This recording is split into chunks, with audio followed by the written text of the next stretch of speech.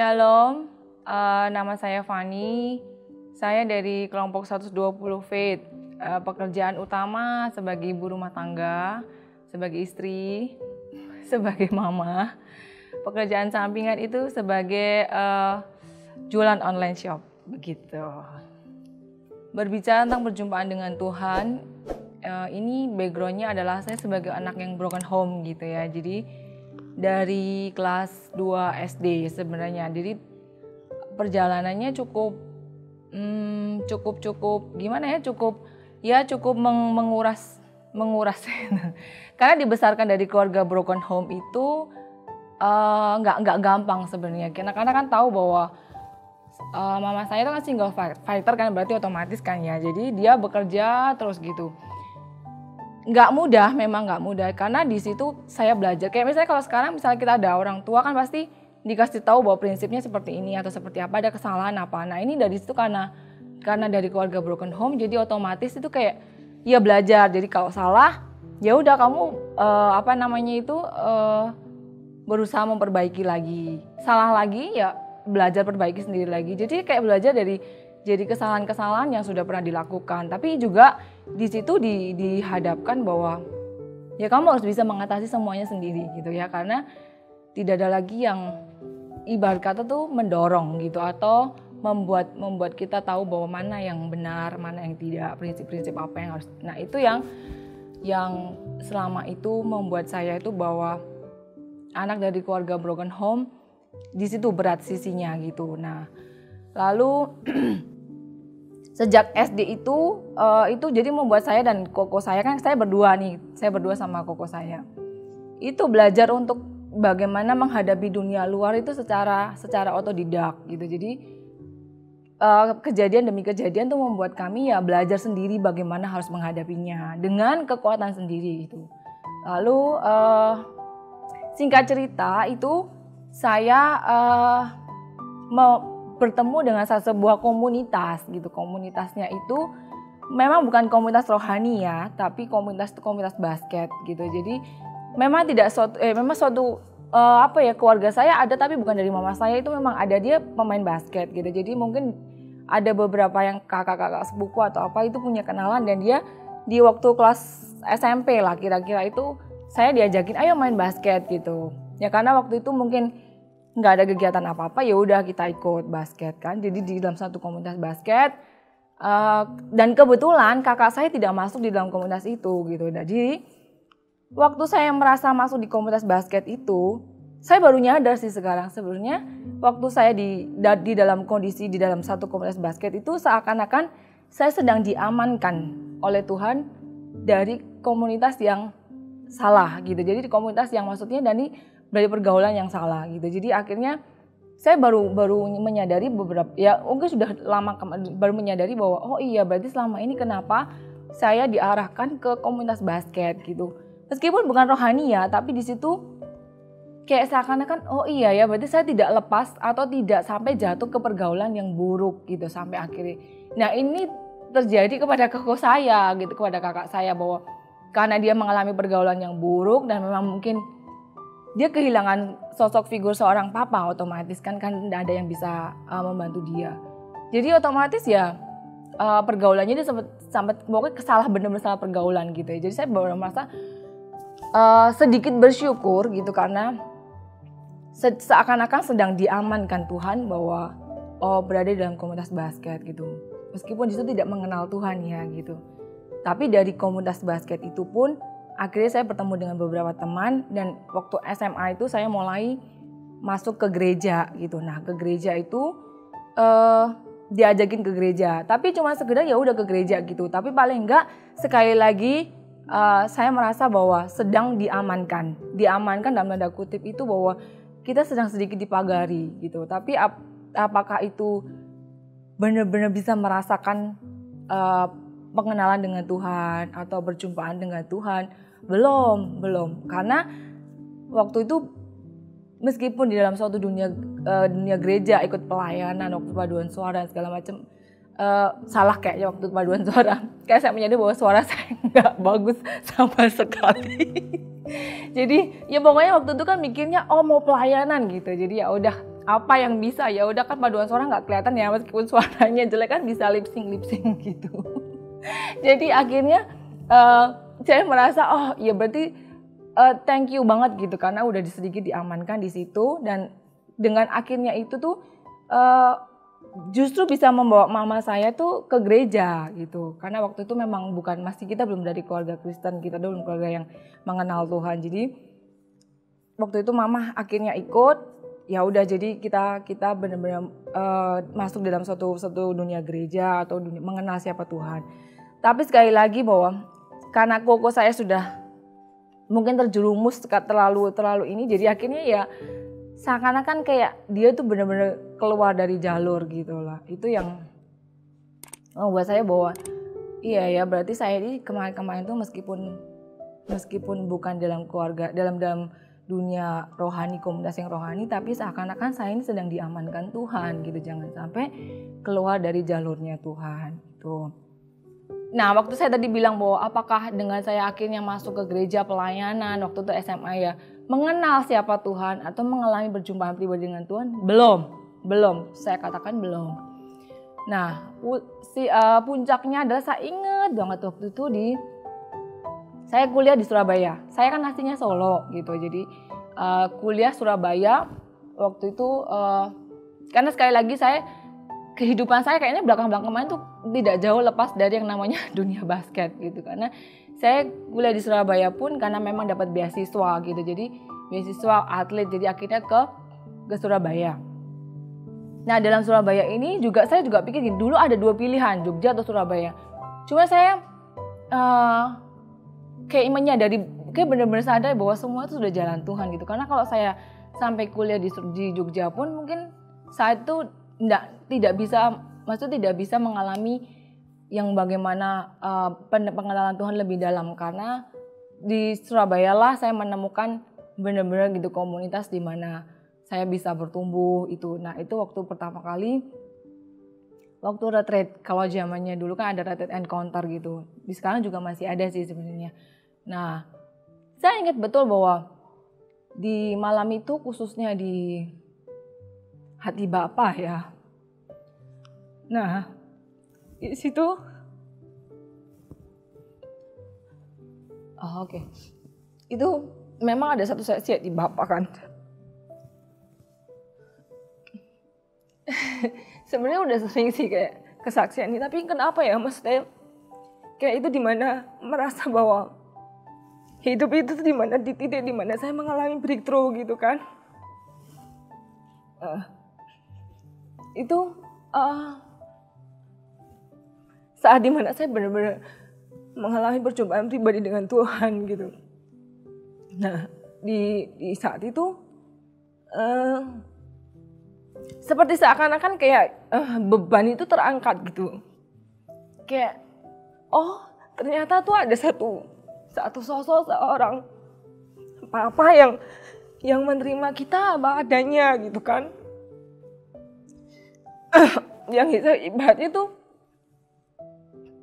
yang meluk kita, yang benar-benar ternyata ada satu sosok yang bisa memberikan kita ketenangan, kelegaan gitu. Nah, ada satu sosok yang benar-benar menjaga kita, bahwa dia nggak pernah meninggalkan kita gitu kan. Nah, di situ tuh kayak benar-benar kayak merasa bahwa damai sejahtera tuh turun gitu. Damai sejahtera benar-benar yang selama ini karena memang saya harus gimana ya, saya harus hidup atau bertumbuh dengan sosok tanpa seorang ayah. Jadi kan saya harus mengatasi semuanya sendiri gitu. Itu membuat saya menjadi sosok yang sangat keras. Karena bagi saya mungkin saya mikir kalau kita nggak menyelesaikan sendiri, nggak ada yang bisa bantu kita gitu. Jadi meskipun wanita, meskipun perempuan harus jadi sosok yang tough gitu kan.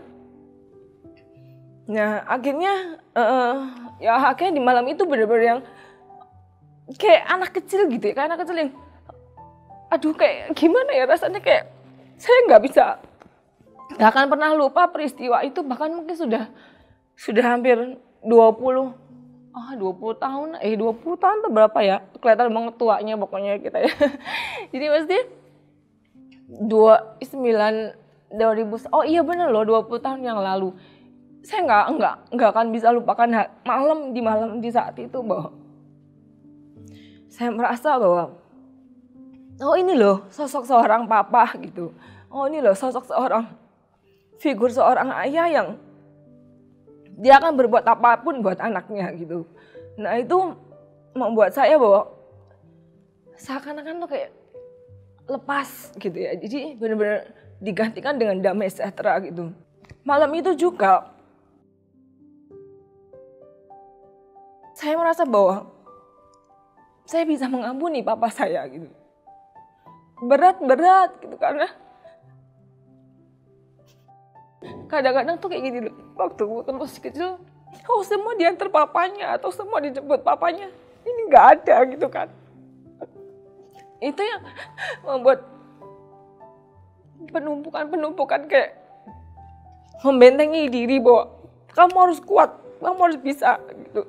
Karena nggak ada kamu tuh nggak punya pelindung gitu kan. Jadi jadi benar-benar yang harus jadi orang yang tegar, kuat gitu. Kamu nggak boleh lemah gitu. Tapi di saat malam itu Tuhan hanya bilang gini, aku ini papamu gitu. Meskipun kamu di dunia, kamu nggak merasakan papamu, tapi aku akan selalu ada buat kamu gitu. Di malam itu juga saya merasa dikasihi gitu. Saya merasa dicintai. Saya merasa bahwa saya ini berharga ya gitu. Jadi saya nggak harus mengandalkan kekuatan saya sendiri. Saya nggak harus tampil kuat di depan orang-orang. Nggak apa-apa kok, Van. Kalau kamu lemah, nggak apa-apa kok, Van. Kalau kamu itu kadang salah, nggak apa-apa. Karena kamu itu nggak harus sempurna. Dan kamu itu sudah sempurna di mataku. Seperti apa adanya kamu gitu. Itu amazing ya. Jadi nggak akan bisa digantikan apapun perjumpaan dengan Tuhan yang seperti itu gitu. Bahkan even sampai 20 tahun kemudian detik ini pun saya masih bisa punya visual dan atmosfernya itu bener-bener kerasa gitu.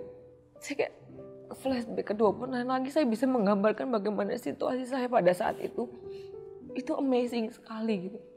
Di saat itu juga, malam itu juga, seperti kayak batu karang itu yang ditetesi air gitu ya. Itu bener-bener yang kayak meleleh gitu. Itu yang hati yang benar-benar keras gitu, yang nggak percaya sama orang, nggak bisa lagi mengandalkan orang lain. Itu benar-benar yang hilang di saat itu, malam itu juga. Jadi ada rasa kayak tekanan itu plong gitu.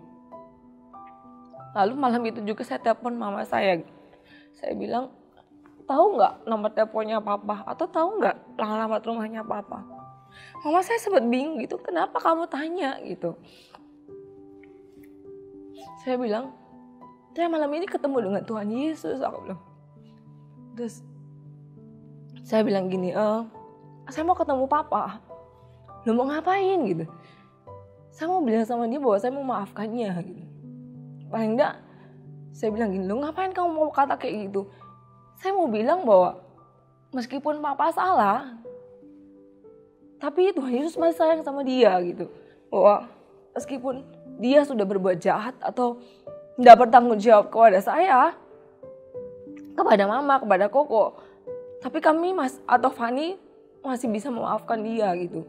Supaya dia juga kenal, dia merasakan betapa kasihnya Tuhan tuh luar biasa gitu. Mama saya seperti gini, ya mama saya bilang mama juga nggak punya nomor kontaknya.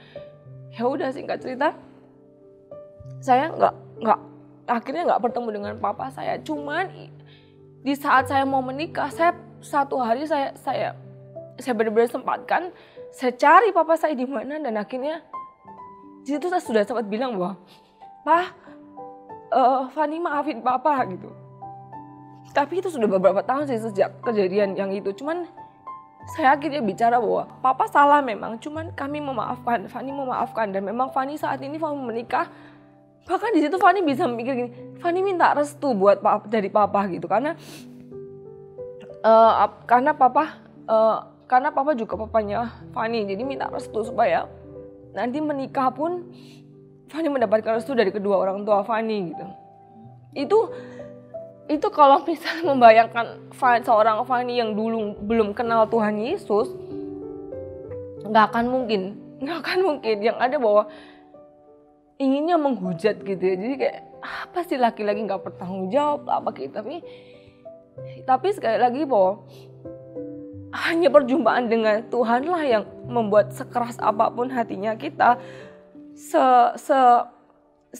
tidak mustahilnya pun itu Tuhan bisa membuat di saat kita mengalami breakthrough yang perjumpaan pribadi dengan Tuhan gitu ya. Jadi ya luar biasanya di situ sih. Itu yang benar-benar even sampai 20 tahun ini pun saya rasa pun sampai nanti saya mau meninggal di akhirnya pun saya tidak akan pernah melupakan awal dimana saya mengalami perjumpaan pribadi dengan Tuhan gitu. Dimana dia benar-benar sedang memperkenalkan dirinya sebagai sosok seorang papa gitu. Yang pertama itu seperti di ayat bawah 1 Korintus 15 ayat 33 itu, bahwa pergaulan yang buruk akan merusakkan kebiasaan yang baik. Kayak sekarang mungkin saya kan sudah punya anak remaja gitu, sudah mulai beranjak remaja.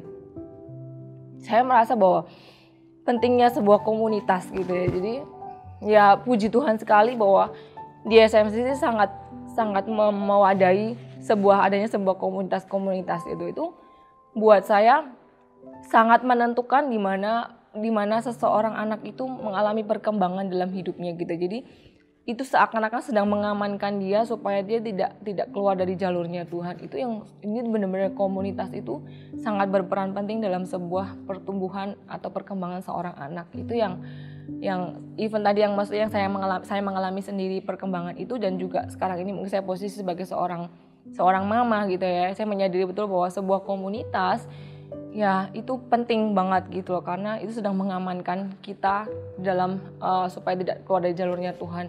Tapi apakah dalam komunitas itu kita sudah bisa mengenal Tuhan atau mengalami perjumpaan pribadi dengan Tuhan? Belum. Karena kejarlah pengenalan akan Tuhan atau kejarlah perjumpaan pribadi dengan Tuhan, karena